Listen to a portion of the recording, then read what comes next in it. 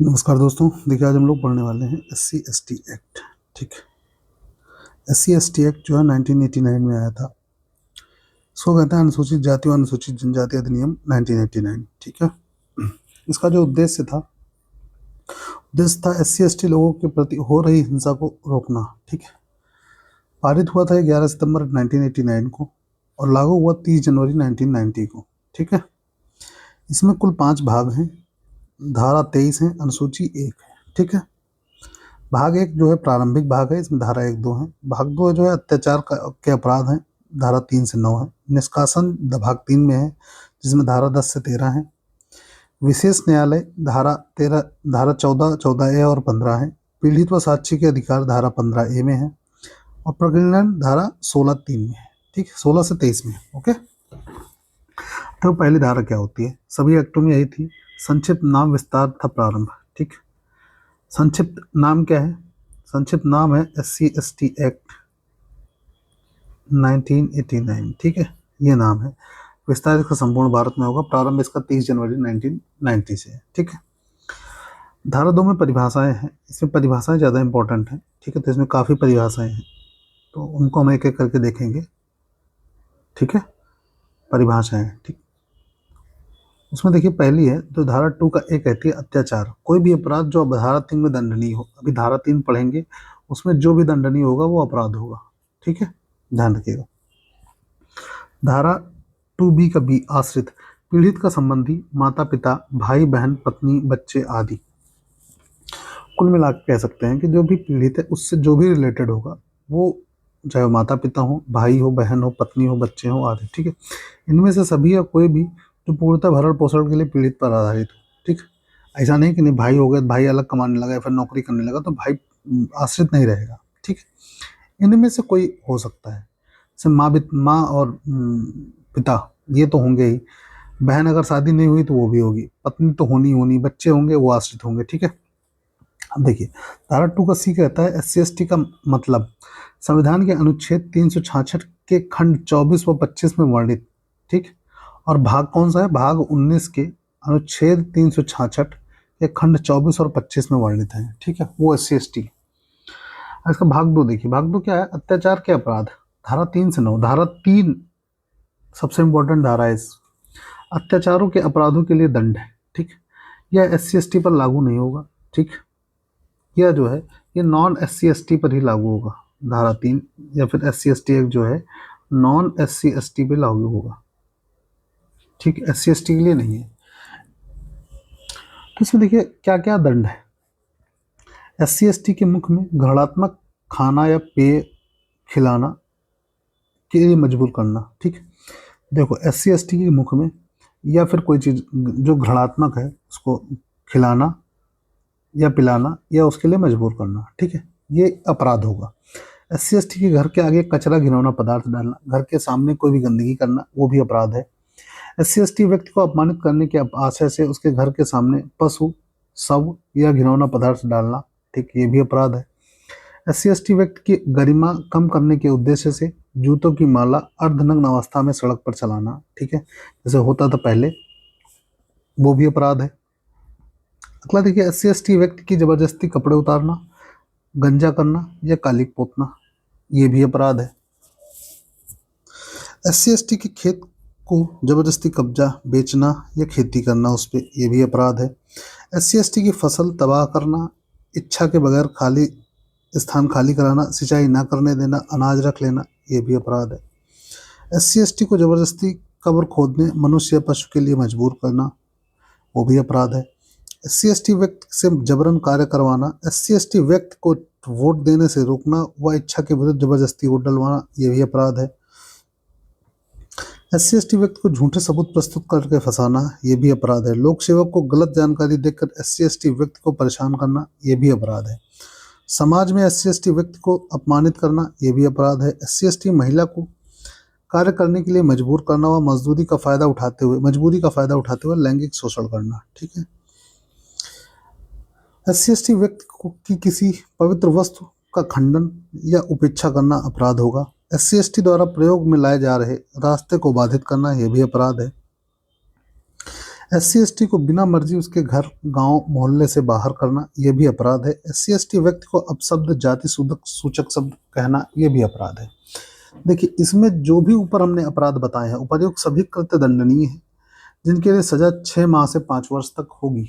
ठीक, ये धारा 3 कहती है।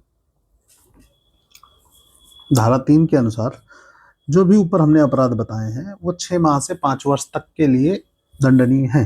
ठीक, धारा 3 की सबधारा 2(1) है, SC/ST व्यक्ति को यदि मृत्युदंड से दंडित किसी अपराध में झूठे सबूतों के आधार पर फंसाया जाता है, किसी अनरिजर्व्ड या OBC कैटेगरी, मतलब नॉन SC/ST द्वारा अगर मृत्युदंड से दंडित अपराध से फंसाया जाएगा, ठीक, झूठे सबूतों के आधार पर, तो सजा होगी उम्र कैद या जुर्माना।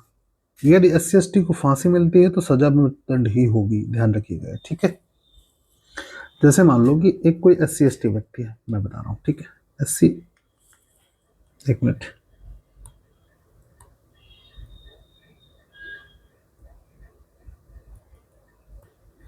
मान लो कोई SC/ST व्यक्ति है, ठीक, ये व्यक्ति है ना, इसको हमने झूठे सबूतों के आधार पर इसको फंसा दिया किसी मुकदमे में। 2 कंडीशन बनती है इसमें। ठीक, अगर उसको मृत्युदंड मिलता है, ठीक, और इसमें अगर उसको फांसी दी गई तो जो फंसाया है उसको भी फांसी होगी, जो इसको फंसाया है उसको भी फांसी दी जाएगी। ठीक, अगर नहीं तो फिर उसे उम्र कैद या जुर्माना, दोनों प्लस करके जुर्माना है। ठीक है, उम्र कैद और जुर्माना दोनों देना पड़ेगा। ठीक है, ये चीज ध्यान रखिएगा। ये है इस धारा कहने का मतलब। ठीक है, अगला क्वेश्चन देखते हैं।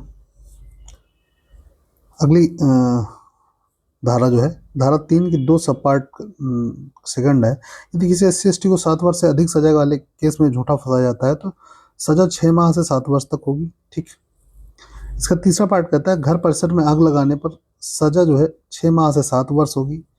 अगला पार्ट है SC/ST में मंदिर, धार्मिक स्थल में आग लगाने पर उम्र कैद तक सजा हो सकती है प्लस जुर्माना होगा। ठीक है, अगला पार्ट इसका कहता है यदि धारा 3(1) के अपराध लोक सेवक द्वारा किया जाए तो 1 वर्ष से अन्य प्रावधान के अनुसार मिनिमम 1 वर्ष होगी।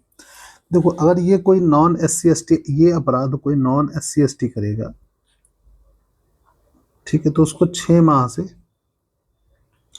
7 वर्ष तक थी। ठीक है, लेकिन अगर ये लोक सेवक करेगा तो उसको 1 वर्ष से अन्य प्रावधान के अनुसार। ठीक, क्यों? क्योंकि लोक सेवक की जिम्मेदारी है SC/ST की संरक्षा करना, अगर वही ऐसा करेगा तो उसको दंड ज्यादा है। ठीक है, इसलिए धारा 4 कहता है कर्तव्यों की उपेक्षा के लिए दंड। यदि कोई लोक सेवक अपने कर्तव्यों की उपेक्षा करेगा तो उसके लिए सजा होगी 6 माह से 1 वर्ष तक। ठीक है, कर्तव्यों की उपेक्षा क्या होती है? मान लो जैसे आपको, आपका कर्तव्य है कि नहीं, आप SC/ST की का संरक्षण करेंगे। ठीक है, SC/ST का संरक्षण करेंगे, ST का संरक्षण करेंगे। ठीक है, अगर आप वो नहीं करते हैं, अपने कर्तव्यों से उपेक्षा करते हैं, ठीक, तो आपको सजा मिलेगी 6 माह से 1 वर्ष तक की। ठीक है, धारा 5 कहती है अपराधों को पुनरावृत्ति के लिए शास्ति। अगर कोई भी अपराध दोबारा, उसी अपराध को दोबारा रिपीट किया जाता है तो जो 6 माह से था, 6 माह से 7 वर्ष थी सजा, ठीक, उसको 1 वर्ष से अपराध के अनुसार हो जाएगी। जो भी अपराध होगा उसकी जो बेस में, मतलब कम, सबसे कम सजा 6 माह थी वो 1 वर्ष हो जाएगी। ठीक है, दोबारा या उसके बाद करने पर। धारा 7 कहती है कतिपय व्यक्तियों की संपत्ति का अपहरण। देखो, न्यायालय द्वारा दोषी व्यक्ति की संपत्ति जो अपराध कारित करते समय प्रयोग किया हो उसे जब्त किया जा सकता है। ठीक है, मान लो जैसे SC/ST के साथ मारपीट की, ठीक है, किसी भी चीज से, तो जिस चीज का उसने प्रयोग किया होगा उसको न्यायालय जब्त कर लेगा। ठीक, या फिर कोई ऐसी सामान, मान लो जैसे कोई होता नहीं, गांव में होता है, ट्रैक्टर लेके जा रहे हैं, SC/ST के ऊपर चढ़ाने का प्रयास किया गया। ठीक, चढ़ाने का प्रयास किया गया तो ये जो ट्रैक्टर होगा इसको जब्त कर लिया जाएगा। ठीक, ये चीज है। धारा 8 कहती है अपराध के बारे में अवधारणा। अपराधी की वित्तीय सहायता करने पर यह माना जाएगा कि उस व्यक्ति ने अपराध को दुष्प्रेरित किया है। मान लो जैसे ये हो सकता है कि हाँ कोई non S C S T व्यक्ति है, non S C S T है, ठीक, उसने किसी को पैसे दिए कि तुम जाओ, ये जो एस सी एस टी व्यक्ति है जो करेगा वो भी non S C S T ही रहेगा, ठीक, ये भी ध्यान रखिएगा। Non S C S T व्यक्ति को पैसे दिए कि तुम जाओ इस एस सी एस टी व्यक्ति को गाली दे दो, गाली दो या जाति सूचक शब्द कहो, ठीक, गाली दो या जाति सूचक शब्द कहो, ठीक। तो इसमें देखो ये तो कल्प्रेट होगा ही, ये तो आरोपी होगा ही, ठीक। लेकिन धारा 8 कहती है कि ये भी आरोपी होगा जो उसकी वित्तीय सहायता कर रहा है, मान लो इसको पैसे दे रहा है, ठीक है, पैसे दिया, ठीक, तो ये भी आरोपी होगा। ये चीज है कि जो उसकी आरोपी की सहायता करेगा उसको भी आरोपी माना जाएगा, ये कहने का मतलब धारा 8 का, ठीक है। अब अगली धारा देखिए, अगला भाग है हमारा भाग 3, निष्कासन, ठीक। निष्कासन धारा 10 से 13 तक है। धारा 10 कहती है ऐसे व्यक्ति का निष्कासन हो जो अपराध करने वाला हो। कुल मिला के निष्कासन का मतलब ये होगा कि जैसे जो आदमी अपराध करने वाला है, ठीक है, तो उसको उस जगह से हटाकर दूसरी जगह भेज दिया जाना, ये करेगा स्पेशल कोर्ट, ठीक है, किसी की शिकायत पर या पुलिस की रिपोर्ट के आधार पर, ठीक है। कौन करेगा निष्कासन की कार्रवाई? स्पेशल कोर्ट्स करेंगी, special S C S T courts. हाँ, एक चीज और बताना आपको भूल गया मैं, हर जनपद में, अभी आगे प्रावधान आएगा, हर जनपद में एस सी एस टी की स्पेशल कोर्ट्स होती, ठीक, हर जनपद में एस सी एस टी की स्पेशल कोर्ट्स होती हैं। क्या होती हैं? स्पेशल कोर्ट्स होती हैं, ठीक। तो उन्हीं कोर्ट्स के द्वारा किसी को निष्कासन का आदेश दिया जाएगा, ठीक है। इसकी अवधि कितनी हो सकती है? 3 वर्ष तक, ठीक है, ध्यान रखिएगा। इसका उद्देश्य क्या है? एस सी एस टी को अपराध से बचाना। क्यों किया जाता है निष्कासन की प्रक्रिया? कि किसी एस सी एस टी को के साथ कोई अपराध न होने पाए, ठीक है। धारा 12 कहती है जिस वक्त को निष्कासित किया जाएगा वह फोटो माप पुलिस अधिकारी को देगा, मतलब अपना माप जो है, साइज क्या है, हाइट क्या है, चेस्ट क्या है, ये सब कुछ जानकारी देगा और अपना फोटो देगा पुलिस अधिकारी को, ठीक है, ये उसका कर्तव्य है। धारा 13 क्या है? धारा 10 का उल्लंघन करने पर शास्ति। धारा 10 क्या थी हमारी? धारा 10 थी ऐसे व्यक्ति का निष्कासन जो अपराध करने वाला, अगर उस निष्कासन के आदेश को नहीं मानता है तो उसके लिए सजा है कितनी? 1 वर्ष या जुर्माना या दोनों, ठीक। ये भाग 4 में विशेष न्यायालय, जो मैंने आपको भी बताया, विशेष न्यायालय को बनना बाय राज्य सरकार द्वारा बनाई जाएंगी, ठीक, सेशन कोर्ट्स, इसको विशेष न्यायालय कहेंगे। प्रत्येक जिला के अधीन, ये जिला न्यायालय के अधीन कार्य करते हैं। इनका उद्देश्य होता है तीव्र कार्रवाई, ठीक है। ये हमने पॉस्को एक्ट में भी देखा था और इस एस सी एस टी में भी देख रहे हैं, ठीक। 14A में है न्यायालय के विरुद्ध अपील 90 दिन के भीतर हो सकती है। मान लो जिला में, सॉरी, जो स्पेशल न्यायालय है, विशेष न्यायालय, सेशन कोर्ट है, इनमें अगर इनने कोई आदेश दे दिया तो इनके खिलाफ अगर आपको अपील करनी है उच्च न्यायालय में, ठीक, तो आपको 90 दिन के भीतर करनी होगी, ठीक। ये इसका कहने का मतलब है। मान लो विशेष न्यायालय जो है एस सी एस टी के लिए, इनने कोई आदेश पारित कर दिया, आप उससे सहमत नहीं है, तो आप उसको अपील कर सकते हैं उच्च न्यायालय में 90 दिन के भीतर, ठीक है। धारा 15 कहती है विशेष लोक अभियोजन की नियुक्ति। इसका एक्सपीरियंस कम से कम 7 साल होना चाहिए वकालत का, ठीक। ये स्टेट गवर्नमेंट द्वारा होगी, लोक अभियोजक की, ठीक। अगला देखिए, भाग 4 है पीड़ित और साक्षी के अधिकार। धारा 15A कहती है पीड़ित व साक्षी की रक्षा करना तथा उनके साथ उचित व्यवहार की व्यवस्था राज्य सरकार का कर्तव्य है। ये राज्य सरकार की जिम्मेदारी होगी कि उसके साथ उचित व्यवहार, ठीक, हो। धारा 5 कहती है विविध, या भाग 5 कहता है विविध प्रकीर्णन। धारा, इसमें देखिए धारा 16 इसके अनुसार राज्य सरकार द्वारा सामूहिक जुर्माना लगाना, ठीक, राज्य सरकार सामूहिक जुर्माना लगा सकती है। धारा 22 है सद्भावना पूर्वक की गई कार्रवाई के लिए संरक्षण है, कि सद्भावना पूर्वक अगर कोई कार्रवाई की जाती है तो उसमें कोई भी दंड नहीं दिया जाएगा अगर कार्य सद्भावना पूर्वक किया गया, ठीक है। सद्भावना पूर्वक मतलब समाज के कल्याण के लिए, समाज के कल्याण के लिए, ठीक है, समाज के कल्याण के लिए, ध्यान रखिएगा, ठीक। और धारा 23 इसकी कहती है नियम बनाने की शक्ति सिर्फ और सिर्फ केंद्र सरकार है, राज्य सरकार के पास कोई भी शक्ति नहीं है नियम व कानून बनाने की, ठीक है। तो ये हमारा S C S T act complete हुआ। इसका जो PDF है मैं अपने टेलीग्राम चैनल पर डाल दूंगा, आप जाके वहाँ से ज्वाइन कर लीजिएगा, ठीक है। पीडीएफ से एक बार रिवाइज कर लेंगे तो याद हो जाएगा आपको, ठीक है। मिलते हैं अगले वीडियो में, तब तक के लिए बाय बाय, टेक केयर।